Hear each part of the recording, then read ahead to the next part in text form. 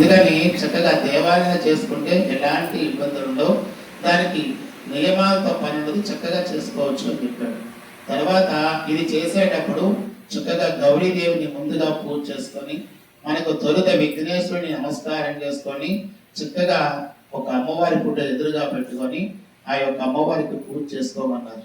చేసుకున్న తర్వాత శనగలే ఎందుకు నైవేద్యం పెట్టాలి అంటే, శనగలలో గురుడు ఉంటాడు.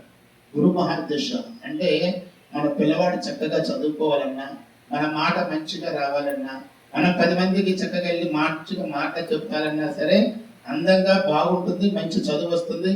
చదువుతో పాటు సంస్కారం వస్తుంది, దాంతో పాటు డబ్బు వస్తుంది, ఐశ్వర్యం వస్తుంది. ఒక చదువు ఉంటే చాలు.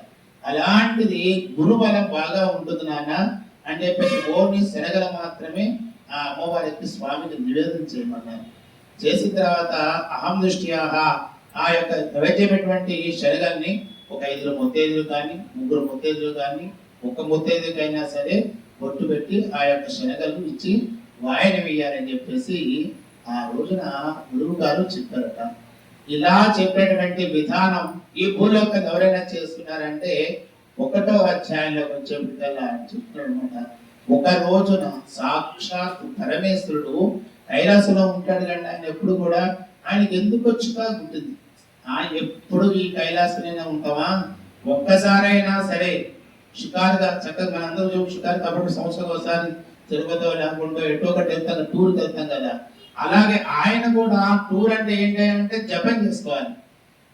మంచిగా ఆయన ఒక మూల కూర్చోవాలి. ఆయనకి ఇంకా 2వ శబ్దం ఉంటే ఎనబెడితే ఒప్పుకోలేడు, భరాయించలేడు అనమాట. అంతని శివుడు ఎవరికీ చెప్పకుండా, ధనాలు ఉంటాయి ఎందుకంటే ప్రమదగరాలు ఉంటాయి, ఎవరికీ చెప్పకుండా మొత్తాన్ని ఆ కైలాసాన్ని వదిలేసి మనకు నేపాల్కి 170 కిలోమీటర్ల దూరంలో, ఢిల్లీకి 470 కిలోమీటర్లు, ఈ యొక్క ప్రపంచానికి ఈ దేశానికి భూమికి 3000 అడుగులు ఎత్తున్నటువంటి శిఖరం ఏదైనా ఉంది అంటే అదే కైలాస శిఖరం. అక్కడే అహం దృష్ట్యానాం మహాదేవతానాం చక్కని బ్రహ్మాండమైనటువంటి నది ఉంది అక్కడ. దాన్నే మానస సరోవరం అంటారు అందరు కూడా. అక్కడే ఇప్పటికీ కూడా ఇక్కడ అంతరించిపోయినాయి కానీ అక్కడ మాత్రం శతపత్ర కమల అని చెప్పేసి 1000 రేఖలతో ఉండేటువంటి కమలాలు అక్కడ కాస్తూ ఉంటాయి, పూలు పూస్తూ ఉంటాయి. అక్కడే హంసలు కూడా ఇప్పటికీ కూడా అక్కడ వాలి చక్కగా తిరుగుతూ ఉండేటువంటి ప్రదేశం ఆ యొక్క మానస సరోవరం. అక్కడికి అక్కడ ఎవరు రాలనుకున్నాడు బాబు, ఆయన వచ్చి అక్కడ కూర్చొని చక్కగా తపస్సు చేసుకుంటాడు అనమాట. ప్రశాంతమైనటువంటి వాతావరణంలో ఆ యొక్క పార్వతీదేవి చూస్తుందన్నమాట. ఈయన ఎక్కడికి వెళ్ళాడు బాబు, అప్పుడే వెళ్ళిపోయి కనపడలేదు. అప్పటికే ఒక గడి అంటే 2 నిమిషాలు అయిపోయింది అనమాట. 2 నిమిషాలు కూడా ఆయన చూడలేక ఉండేది అనమాట. పార్వతి ఎప్పుడు పక్కనే ఉంటుంది అనమాట. అలాంటిది ఆయన ఆం దృష్ట్యానా మహాదేవతానాం 9 గడిలు అంటే 2 గంటలు అయిపోయింది.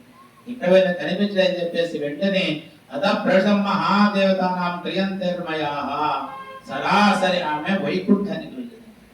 వైకుంఠంలో